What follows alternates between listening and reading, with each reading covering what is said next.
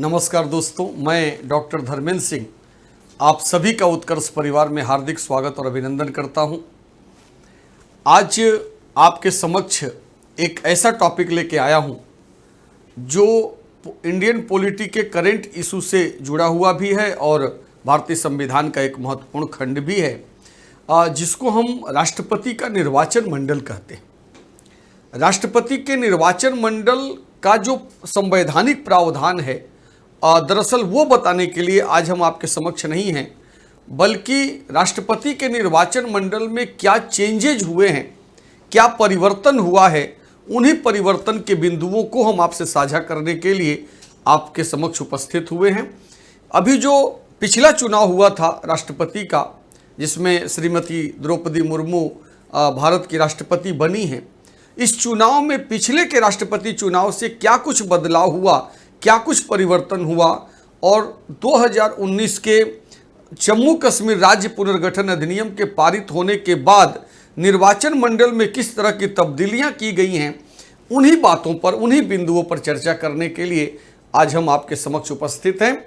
और उसी संदर्भ को मैं आज प्रयास करूंगा कि आप सभी छात्र छात्राओं का, सभी विद्यार्थियों का ये कॉन्सेप्ट क्लियर हो जाए कि वर्तमान परिप्रेक्ष्य में, वर्तमान संदर्भ में राष्ट्रपति के निर्वाचन का जो सिस्टम है वो क्या है और कहां कहां पर परिवर्तन हुआ है। आप सबको पता है कि राष्ट्रपति के निर्वाचन मंडल में कौन भाग लेता है, संसद के दोनों सदनों के निर्वाचित सदस्य और राज्य विधानसभा के निर्वाचित सदस्य। और उसके बाद जब हम लोग बात करते हैं कि राष्ट्रपति के निर्वाचन मंडल में जो राष्ट्रपति का चुनाव होता है उसकी विधि या उसका तरीका क्या है, तो उसमें हम लोग को देखना होता है, और आप सब ने पढ़ा भी होगा इस बात को, कि एक एमएलए के मत का मूल्य कैसे निकाला जाता है, उसका फार्मूला क्या है, और किसी राज्य के एमएलए का मत का मूल्य, जब सभी एमएलए के मत का मूल्य निकालने का फार्मूला क्या है, और क्या एक राज्य के एमएलए के मत का मूल्य दूसरे राज्य के एमएलए के मत के मूल्य के बराबर होगा, तो हम कहेंगे कि नहीं। हर राज्य के एमएलए के मत का मूल्य अलग अलग होता है। क्यों अलग अलग होता है ये जानना जरूरी रहता है, क्योंकि हर राज्य की जनसंख्या अलग अलग है और हर राज्य में विधानसभा की सीटों की संख्या भी अलग अलग है। और चूंकि एक एमएलए के मत के मूल्य का निर्धारण उस राज्य की जनसंख्या और उस राज्य में विधानसभा के निर्वाचित सदस्यों के आधार पर तय होता है, इसीलिए सभी राज्यों के विधायकों के मत का मूल्य अलग अलग होता है। किंतु यदि कोई प्रश्न ये करे कि क्या एक ही राज्य के विधायकों के मत का मूल्य अलग अलग हो सकता है, तब हम कहेंगे कि जी नहीं, एक ही राज्य के विधायक के मत का मूल्य अलग अलग नहीं होगा, किंतु अलग अलग राज्यों के विधायकों के मत का मूल्य अलग अलग हो सकता है। और इसी प्रकार से यदि हम संसद की जब बात करते हैं कि एक एमपी के मत का मूल्य कैसे निकलता है, तो उसका भी फार्मूला आपने पढ़ा होगा कि उसका फार्मूला क्या है, जिसमें संसद के दोनों सदनों के निर्वाचित सदस्यों से किसमें भाग देना होता है, सभी राज्यों के विधानसभा के निर्वाचित सदस्यों के मतों के कुल योग या मतों के कुल मूल्य से भाग देना होता है। और जो आंकड़ा आता है वो आंकड़ा होता है एक एमपी के मत का मूल्य। मैं आपको जो बताने का प्रयास कर रहा हूं और जिस उद्देश्य से आज हम आपसे मुखातिब हुए हैं वो ये है कि अभी जो पिछला चुनाव हुआ है उसके पहले हम टॉपिक ले लेते हैं वर्तमान संदर्भ में या परिप्रेक्ष्य में राष्ट्रपति का निर्वाचन मंडल, राष्ट्रपति का निर्वाचन मंडल,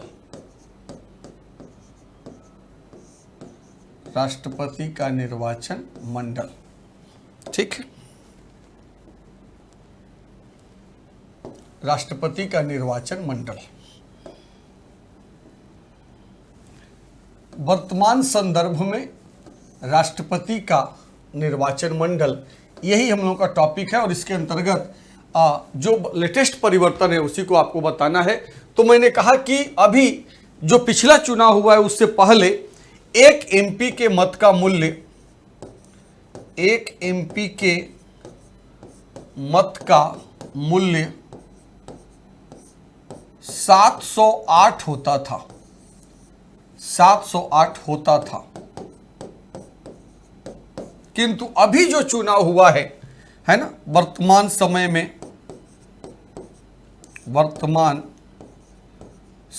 में एक एमपी के मत का मूल्य 700, एक एमपी के मत का मूल्य 700 निर्धारित किया गया है। आप देखना इस पॉइंट को, 700 निर्धारित किया गया है,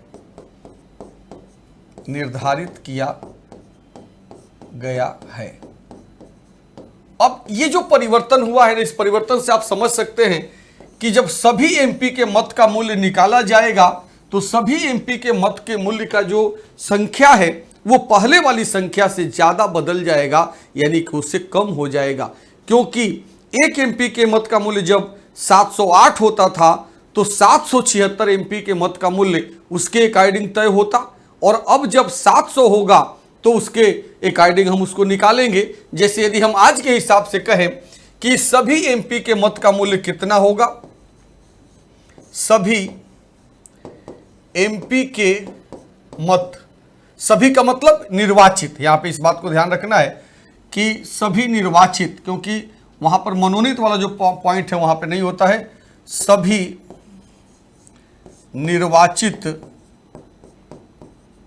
निर्वाचित एमपी के मत का, सभी निर्वाचित एमपी के मत का मूल्य कितना होगा, तो उसके लिए क्या करना होगा हमें, 700 इंटू,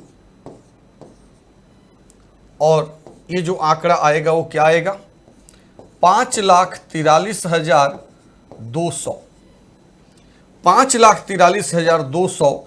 ये जो वर्तमान कंडीशन है जिस आधार पर अभी पिछला चुनाव हुआ है, क्योंकि अब अगले 5 वर्षों तक राष्ट्रपति के निर्वाचन मंडल से जो प्रश्न बनेगा आपकी एग्जाम में वो कहीं ना कहीं यहां से प्रेरित होगा, यहां से लिया जाएगा।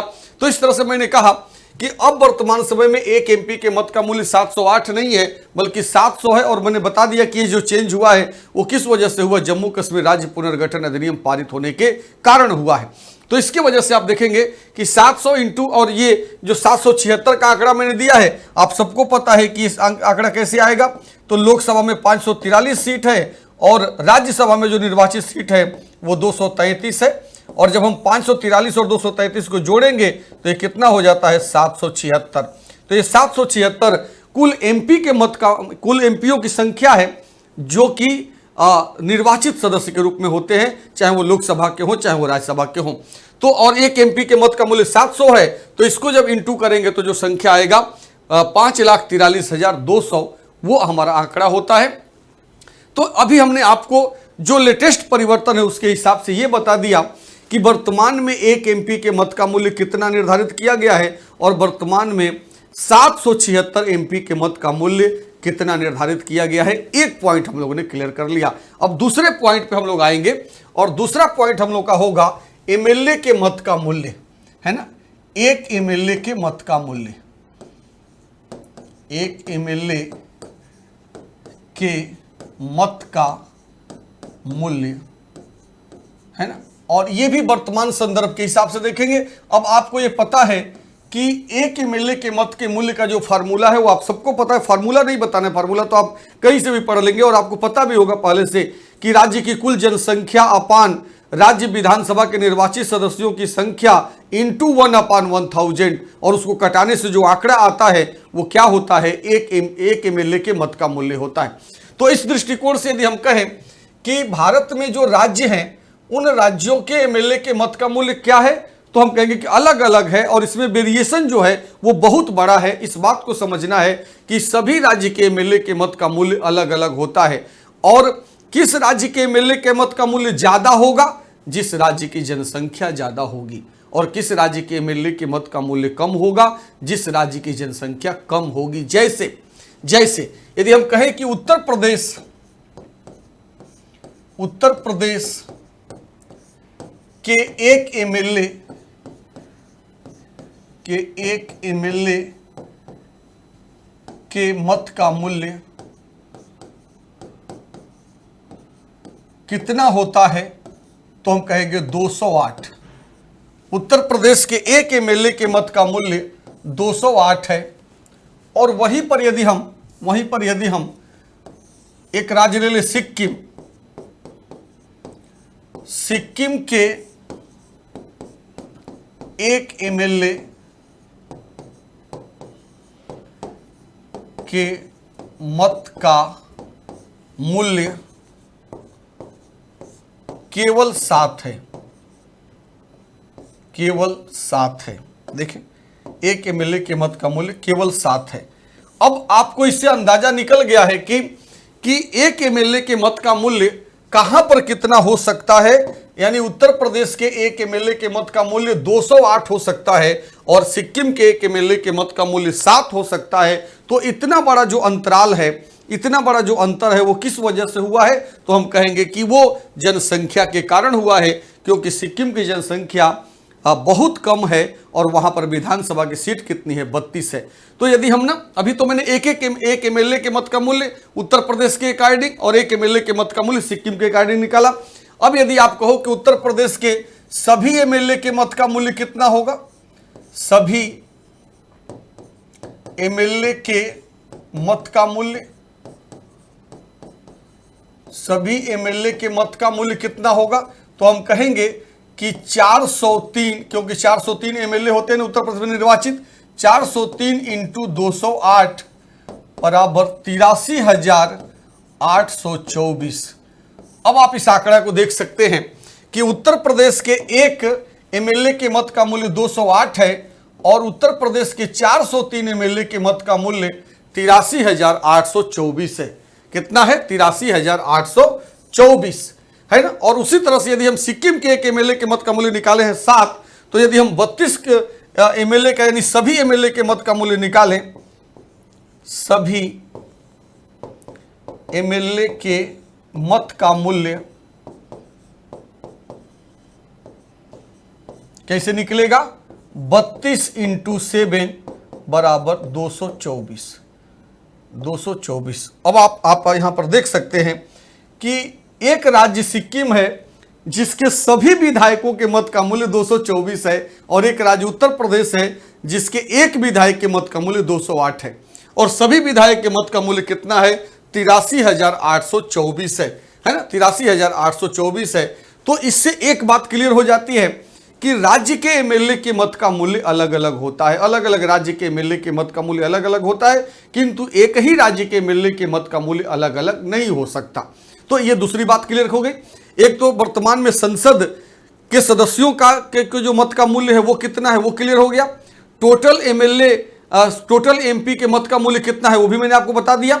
और यहाँ पर हमने एक फार्मूला ये बनाया कि भाई एक राज्य के एमएलए के मत का मूल्य 208 हो सकता है और एक राज्य के एमएलए के मत का मूल्य केवल 7 हो सकता है। तो ऐसा क्यों होता है, ऐसा जनसंख्या के कारण होता है, क्योंकि इसका निर्धारण जनसंख्या के आधार पर किया जाता है। अब यदि हम बात करें कि भाई सभी एमएलए, सभी राज्यों, है ना, सभी राज्यों के एमएलए की कुल संख्या, सभी राज्यों के एमएलए की कुल संख्या 4033 है। एक तो पॉइंट ये ध्यान रखना है, सभी राज्यों के वर्तमान समय में, क्योंकि जम्मू कश्मीर जब राज्य की श्रेणी से हट करके संघ शासित प्रदेश हो गया तो वहां पे 87 जो सीटें थी पहले वो समाप्त हो गई, अब नए सिरे से उसका गठन होगा। तो सभी राज्यों के एमएलए की कुल संख्या कितनी है, 4033 है। और सभी एमपी की यदि बात करें कि सभी एमपी की संख्या कितनी है, तो वो अभी आपको ने देखा 776 है। अब यदि हम 4033 और 776 को जोड़ दें तो ये संख्या कितनी हो जाती है, ये संख्या हो जाती है 4809। इस बात को ध्यान रखना। ये कैसे होगा, सभी एमपी की संख्या 776 है, ये 4809 कैसे होगा, यदि हम जोड़ दें 4033 प्लस 776 तो कितना हो जाएगा, जो आंकड़ा मैंने लिखा है 4809। अब यहां पर ध्यान देना कि जो ये 4809 की संख्या हमने लिखी है यहां पर, जो 4809 की संख्या यहाँ पे लिखी है, ये है क्या? ये वोट है कि वोटर्स हैं? तो हम कहेंगे कि ये वोटर्स हैं, ये वोटर्स हैं, है ना। इतने वोटर्स राष्ट्रपति के चुनाव में भाग लेते हैं। वर्तमान समय की बात बता रहे हैं कि वर्तमान समय में 4809 वोटर्स, जिसमें एमपी और एमएलए सभी शामिल हैं, राष्ट्रपति के चुनाव में भाग लेते हैं। अब यहाँ पर यह देखना है कि वर्तमान समय में सभी एमपी के मत का मूल्य कितना है और सभी राज्यों के एमएलए के मत का मूल्य कितना है, और राष्ट्रपति को कितना, टोटल वोट कितना होता है राष्ट्रपति के चुनाव में, और उसमें से कितना वोट पाने वाले व्यक्ति को या उम्मीदवार को राष्ट्रपति के रूप में विजयी घोषित किया जा सकता है। इस पॉइंट को हम अलग से देख लेते हैं। अभी मैंने कहा कि जो कुल राष्ट्रपति के चुनाव में, इस पूरे पॉइंट को आप देख लो, राष्ट्रपति के चुनाव में कुल वोटर्स, राष्ट्रपति के चुनाव में कुल वोटर्स की संख्या 4809 है ना। अब इसके बाद ये पॉइंट, इसको हम लोगों ने उसमें भी देखा। अब इसके बाद हमें यहां पर क्या आंकड़ा निकालना है? हमें आंकड़ा ये निकालना है कि कुल एमपी के सभी निर्वाचित एमपी के सभी निर्वाचित एमपी के मत का कुल योग, मत का कुल योग कितना है? तो हम कहेंगे 5,43,200। एक पॉइंट को ध्यान रखना। अब हम लोग जो एग्जैक्ट आंकड़ा है ना उसकी बात कर रहे हैं कि टोटल वोटर्स वर्तमान में कितने हैं, जो पिछला चुनाव हुआ उसके हिसाब से 4809 है। सभी निर्वाचित एमपी के मत का कुल योग कितना है, यानी उनके मत का जो मूल्य है वो उसका पूरा योग कितना है? 5,43,200। और यहां पर दूसरा पॉइंट ले लेंगे कि सभी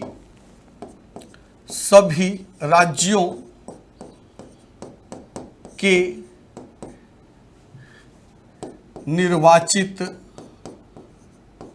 निर्वाचित विधायकों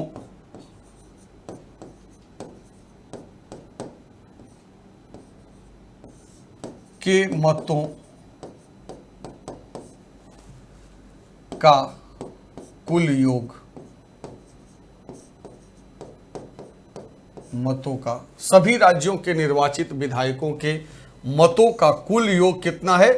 5,43,231।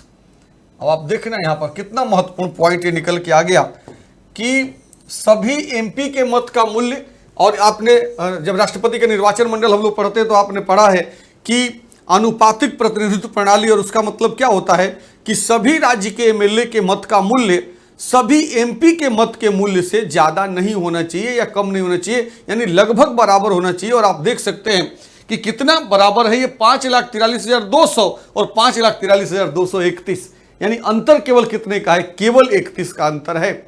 जहां पे लाखों में आंकड़ा है वहां पे अंतर केवल 31 का है। 5,43,200 सभी निर्वाचित एमपी के मत का कुल योग है, और 5,43,231 सभी राज्यों के निर्वाचित विधायक के मत का कुल योग है। और उसके बाद हम कहें कि अब राष्ट्रपति के चुनाव में वर्तमान समय में कुल कितने वोट है?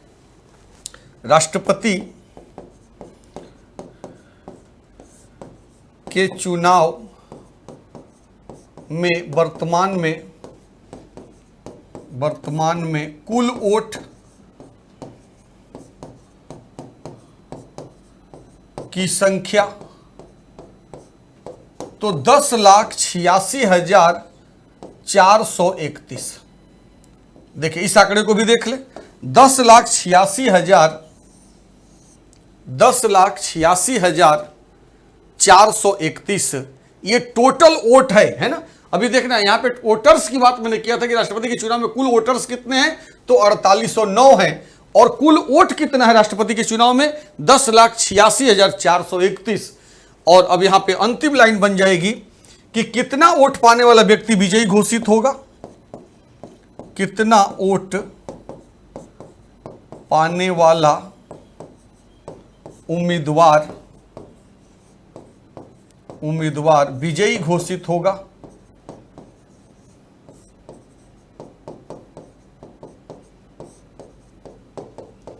तो इसका भी आंकड़ा यहीं पर दे देते हैं, 5,43,216, 5,43,216, 5,43,216 जिस भी उम्मीदवार को वोट मिलेगा वह राष्ट्रपति के रूप में विजयी घोषित होगा।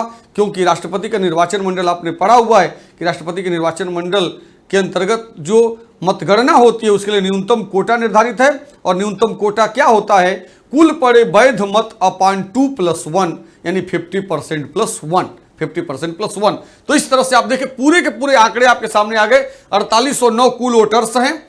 कुल एमपी के मत का मूल्य 5,43,200, कुल राज्यों के निर्वाचित विधायकों के मत का मूल्य 5,43,231, टोटल जब जोड़ेंगे तो 10,86,431। और कितना वोट पाने वाला व्यक्ति विजयी घोषित हो जाएगा, उम्मीदवार विजयी घोषित हो जाएगा? जिस भी उम्मीदवार को 5,43,216 से वोट मिलेगा वो राष्ट्रपति के चुनाव में विजयी घोषित हो जाएगा। तो वर्तमान में राष्ट्रपति के चुनाव की जो कंडीशन है और जो आंकड़े तब्दील हुए हैं, जो चेंज हुए हैं, क्योंकि पहले जो आंकड़ा था वो अलग था, है ना, पहले का आंकड़ा अलग था और अभी पिछले चुनाव का आंकड़ा बदल गया है। और इसके मूल में कारण क्या है मैं 2-3 बार आपको बता चुका। जम्मू कश्मीर राज्य पुनर्गठन अधिनियम पारित होने के बाद ये राष्ट्रपति के निर्वाचन मंडल में चेंज आया है। तो इस तरह से आप देखेंगे कि ये पूरी की पूरी कंडीशन। और यहाँ पर यह भी ध्यान रखना कि राष्ट्रपति के चुनाव में दल बदल, यदि कोई व्यक्ति किसी को भी वोट देता है तो वहां पर दल बदल का कानून लागू नहीं होता है, क्योंकि यह गुप्त मतदान होता है। और गुप्त मतदान का मतलब ही होता है कि किसने किसको वोट दिया है यह बात उजागर नहीं होती। और आज भी राष्ट्रपति का चुनाव बैलेट पेपर पर ही होता है। तो इस तरह से जो मेरा आज उद्देश्य था आपको बताने का कि जो नवीनतम आंकड़ा है राष्ट्रपति के निर्वाचन मंडल से, उससे आप रूबरू हो जाएं, उससे आप परिचित हो जाएं, ताकि आगे यदि यहां से प्रश्न बने तो अब आप नए आंकड़ों से जब अनभिज्ञ नहीं होंगे तो आप उस प्रश्न का सही उत्तर दे पाएंगे। तो चलें, आज का जो मेरा उद्देश्य था वो मैंने पूरा किया। तो आज का सफर यही समाप्त करते हैं और कल फिर आपसे किसी नई टॉपिक के साथ मुखातिब होंगे। तब तक के लिए आप सबको बहुत बहुत धन्यवाद।